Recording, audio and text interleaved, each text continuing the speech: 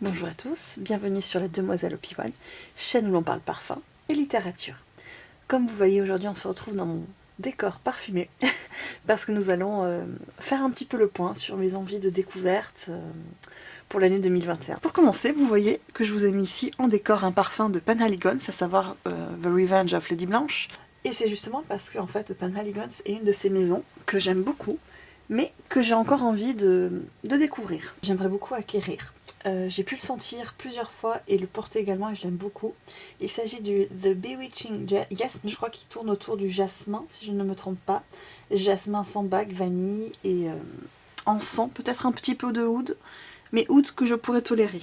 Enfin, que je tolère tout à fait parce que c'est un parfum que j'avais beaucoup aimé porter.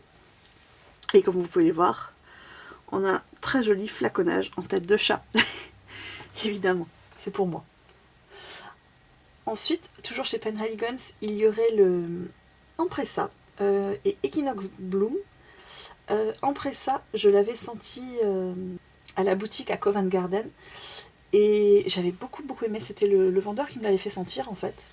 Et c'est un parfum que je trouve fruité. Je l'ai trouvé très élégant à l'époque et j'avoue que j'ai très envie de le ressentir. Alors là, ça fait quelques temps que je n'ai pas mis mon nez dessus, mais justement, j'ai envie d'aller le redécouvrir.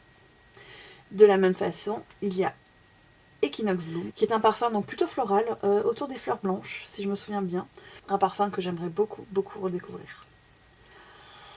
Ensuite, toujours chez Penhaligon's, Iris Prima, que j'ai découvert grâce à la chaîne de Delphine, de la chaîne Parfum. Je vous la mets en barre d'infos.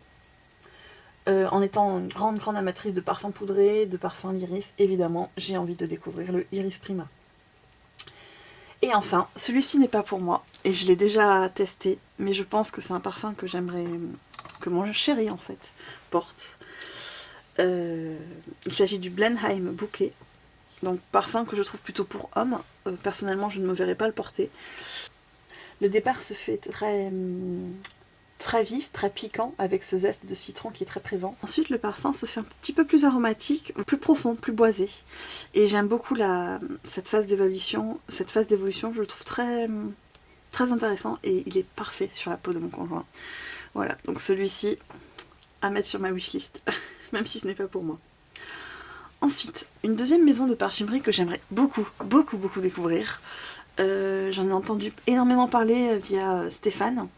Je vous mettrai son blog en barre d'infos et je vous invite à aller le lire, c'est une véritable mine d'or. C'est un blog qui est très riche en informations et Stéphane publie avec un rythme assez soutenu. Donc moi je me régale de le lire de manière très quotidienne. Un de ses parfums préférés, je me souviens il m'en avait parlé au tout début en commentaire. Je crois sur ma première vidéo sur le tag parfumé, toujours en barre d'infos hein, bien entendu. Donc Stéphane avait évoqué le parfum Ylang Ylang Nosibi. Alors, je suis pas sûre de la prononciation, j'espère que c'est bon.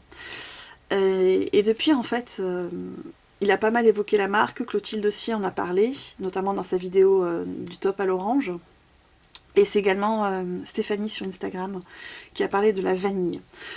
Donc voilà, une maison qui est très riche. Et les parfums justement que j'ai envie de découvrir dans cette maison sont évidemment le Ylang Ylang.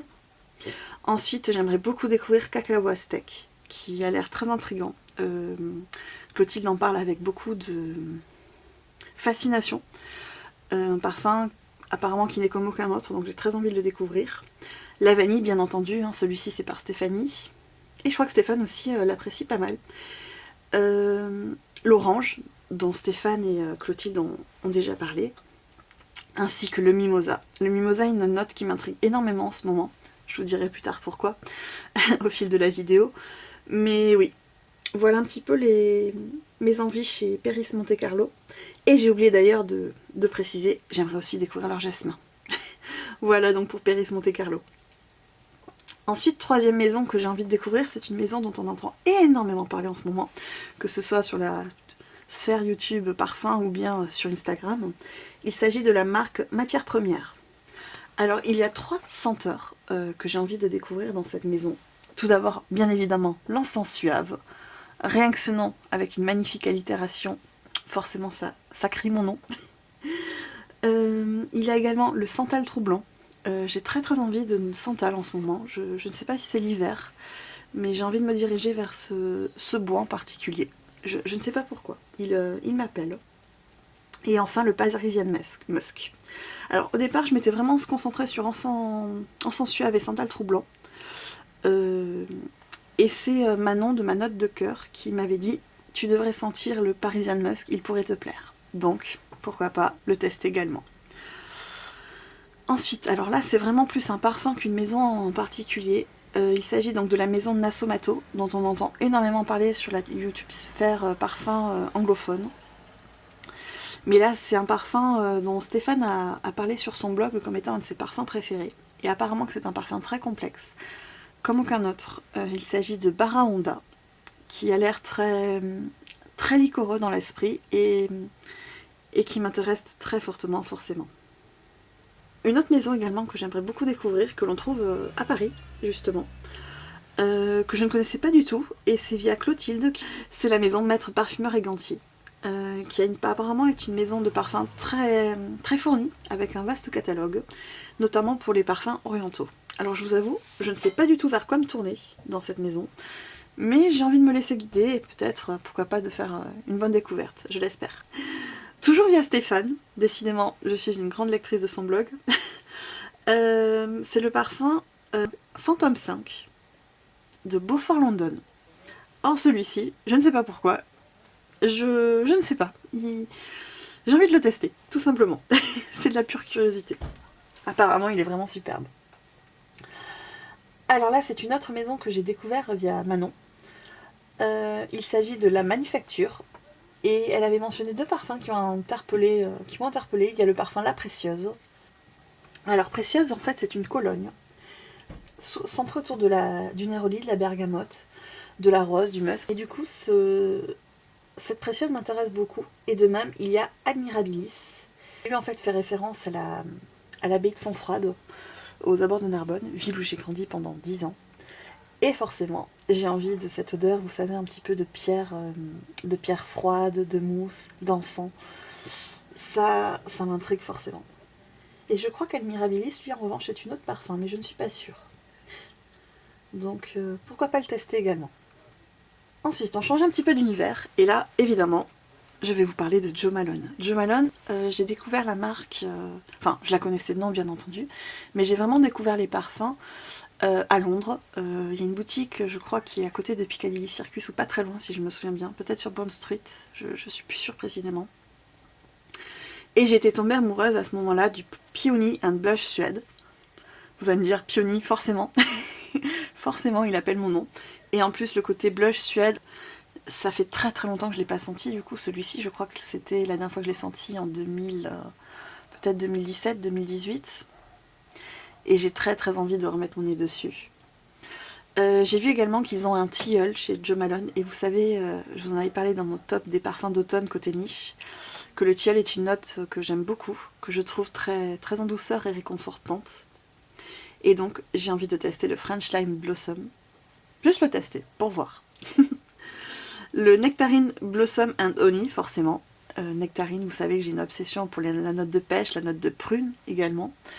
Et je me dis, Nectarine Blossom, ça a l'air très printanier et en même temps un petit peu sucré, avec ce côté miel qui peut me plaire. Évidemment, après la vidéo de Clotilde, j'ai envie de mettre mon nez sur Orange Bitter, forcément. Même si je sais que ça va être compliqué comme c'est une édition limitée. Et le dernier que j'ai envie de tester, c'est le English Pear and Freesia. Alors, je sais pas comment on prononce Freesia en anglais, je suis désolée. Mais pareil, vous savez que j'ai une obsession pour... j'ai beaucoup d'obsessions parfumées. Hein. Bref, vous savez que j'ai une obsession pour Petite Chérie d'Annie Goutal. Par ce côté très poire juteuse, absolument délicieux, que je trouve pas du tout écœurant. Et j'ai envie de voir ce que ça donne, ce que donne la note de poire chez Jo Malone. Ensuite, on va changer un petit peu d'univers. J'aime énormément, je vous en avais parlé dans le tag parfumé, première vidéo de la chaîne. J'adore l'infusion d'iris de Prada. Je l'ai bien attaqué quand même, mon flacon. Et comme je vous disais tout à l'heure, j'ai une obsession pour la note de Mimosa. Donc forcément, j'ai envie de tester le Mimosa de Prada dans les infusions. C'est obligatoire. Et pourquoi justement j'ai cette obsession du Mimosa? Eh bien c'est parce que j'ai découvert, donc en 2020, la maison Risa Legrand. toujours via Clotilde, qui me fait faire décidément des grosses folies parfumées. J'ai découvert donc grâce à elle la maison Orisa-le-Grand et le parfum Villa Olimpia. Villa Olimpia, je ne me serais jamais de moi-même tournée vers ce parfum. Le côté embrun me faisait très peur, et Mimosa également. Et en fait, ce parfum est devenu une obsession pour moi, c'est-à-dire que j'en ai 2 échantillons, et quelques gouttes par-ci par-là. Et j'ai failli pendant le Black Friday me commander un flacon, finalement je me suis raisonnée, je me suis dit tu le prendras plus tard, t'as beaucoup de parfums, etc. etc. Je regrette, mais je regrette. J'ai très très envie de me prendre un flacon de Villa Olimpia justement. Chez Orisa du coup j'ai fait pas mal de belles découvertes, je vous ferai une vidéo plus tard, pourquoi pas au cours de l'année. Mais j'ai également envie d'en découvrir d'autres, pour avoir vraiment un panel complet sur la marque, et vraiment me faire mon avis sur toutes les créations de la maison. Il y a le Relique d'amour, qui m'intrigue énormément, l'œillet Louis XV, qui a l'air superbe, le Rêve d'Ossian également, et le Secret Joli. Voilà donc les parfums Orisa-le-Grand que j'ai envie de découvrir. Et néanmoins, comme je vous disais, j'ai très envie d'acquérir Villa Olimpia, mais également je pense au Jardin d'Armide. Et peut-être l'Héliotrope, mais je suis moins sûre. On verra. Ensuite, une maison de sélectif, mais en fait il s'agit donc de la maison Chanel. Et j'ai envie de creuser vraiment les exclusifs de la maison. J'ai eu un gros coup de cœur récemment pour le numéro 22. C'est Clémence Fragrance qui en a beaucoup parlé, en le décrivant vraiment comme le côté un petit peu festif du champagne. Vous voyez les petites bulles qui remontent, très pétillant. Voilà. Et j'aime énormément le 22 sur ma peau, c'est vraiment un délice. Il a effectivement ce côté très aldéhyde. Et en même temps, il a une certaine rondeur qui apparaît, qui me séduit totalement. Du coup, j'ai également envie de découvrir le très très célèbre Coromandel. Je crois que c'est un vraiment parfum oriental pour les amateurs de patchouli. Alors patchouli, j'ai tendance à être un petit peu effrayée parfois quand je vois cette note. Mais comme j'aime les orientaux, et en même temps, il y a du patchouli dans Portrait of a Lady, qui est mon parfum préféré de tous les temps, vous le savez. Donc pourquoi pas essayer de me familiariser avec ce fameux Coromandel. De même, Sycomore m'intrigue énormément. Et il y a un autre, c'est Misia, qui est décrit comme un parfum avec une odeur de rouge à lèvres. Il est possible que vous en entendez parler bientôt. Je dis ça comme ça. Ensuite, j'ai très très envie de découvrir des parfums à l'iris, qui est une note que j'aime beaucoup. Mais je ne possède pas beaucoup, je trouve, de parfums à l'iris où je n'en ai pas assez exploré. Donc ceux qui ont retenu mon attention, c'est le Bruma de la maison Cire-Trudon. Les Cire-Trudon qu'on connaît énormément pour les bougies, absolument superbes. Je rêve d'en acquérir une. Alors je sais plus si c'est la Gabrielle ou la Nazareth, mais j'en aurai une bientôt. Il y a également l'Iris de nuit de la maison Ilé, que j'ai très très envie de découvrir. L'Iris cendré de Naomi Goodser, qui a l'air superbe. Et d'ailleurs chez Naomi Goodser, j'ai également envie de sentir le cuir velours. Et enfin, dernier iris que j'ai envie de sentir, mais pas des moindres. Vous le voyez peut-être venir, le fameux iris de fat, avec son prix astronomique. Je ne suis pas prête psychologiquement à mettre ce prix dans un parfum, néanmoins j'ai très très envie de découvrir cette iris de fat qui a l'air d'être une merveille. Donc ça c'était vraiment pour les parfums que je rêve de sentir, voire potentiellement d'acquérir. Mais il y en a certains également qui sont sur ma wishlist. Je vous en mentionne quelques-uns. On va partir chez Guerlain, évidemment. On ne peut pas ne pas parler de Guerlain sur ma chaîne. Il y a le filtre de parfum dont je vous ai consacré une vidéo, dont je rêve vraiment nuit et jour. Il y a ensuite le bois d'Arménie, que j'ai senti il y a longtemps. Et alors celui-là, il faudrait peut-être que je le redécouvre avant, parce que ça fait un petit moment. Mais je crois qu'il fait référence justement au papier d'Arménie, odeur que j'aime énormément. Baiser de Russie, également dans la collection des Parisiennes. Hein. Vous voyez, j'ai 2 petits flacons dans cette collection. Et French Kiss, parce que c'est une odeur de rouge à lèvres. Voilà. Un autre parfum que j'ai envie d'acquérir, alors c'est dans la maison Cartier cette fois-ci. Il y en a un plutôt pour, je trouve, l'automne-hiver, je pense. Baiser volé de Cartier. Vétiver ambré absolument superbe, mystérieux, mystique même, un délice. Et il y a aussi, mais plus pour le printemps, Baiser volé que je vais sentir régulièrement quand je vais en parfumerie et que j'aime beaucoup. Ce côté lisse, très, très virginal.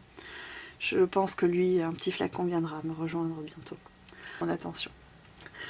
Voilà, écoutez, pour toutes mes envies de découverte pour l'année 2021, je serais très très curieuse de connaître les vôtres. Je vous souhaite de passer une très bonne journée parfumée et à bientôt.